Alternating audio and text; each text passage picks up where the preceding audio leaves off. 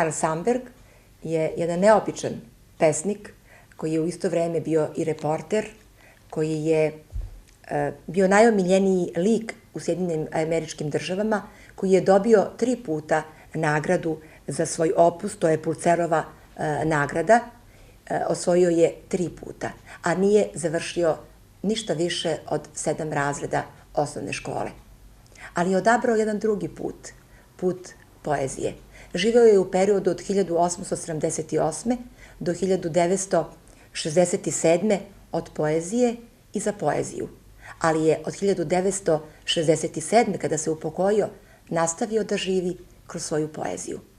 On je svoje pesme sa gitarom kazivao po trgovima, u parkovima, školama. Kazivao je u zatvorima, jer je znao da je podjednako svima potrebna poezija. Iskreno verujem da je poezija potrebna i današnjem čoveku. Sam Carl Sandburg o poeziji u ovoj knjizi Tumačenje ljubavi kaže: poezija je niz objašnjenja života što tonu u vidike prebrze za objašnjenja. A o jednom pesniku najbolje govore njegove pesme. I onoliko koliko smo razumeli pesmu pesnika, toliko je dovoljno da shvatimo njega i ono što je hteo da nam poruči. Možete li se vratiti, poljupci kao duhovi? Zatražimo li od vas da zablistate kroz suze? Možete li se vratiti, poljupci kao duhovi? I sutra kao i danas neke će kapije da vas kriju. Uvek nekakva vrata proždiru moju senku. Ljubav je časovnik, a i on dotrajava. Ljubav je violina, a drvo truli. Ljubav je dan, a noć čeka na kraju. Ljubav je leto i jeseni se bliži.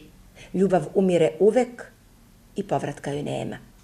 Ali kada ode, tu se ne može ništa, jer svemu ima kraja.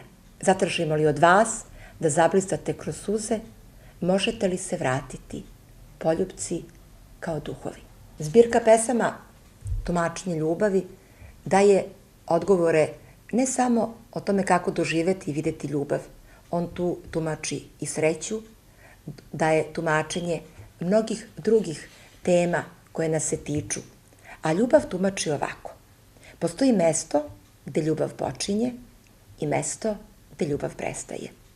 Postoji dodir 2 ruke koji se opire svim rečenicama.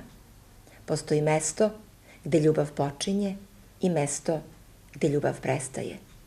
A ljubav ne traži ništa.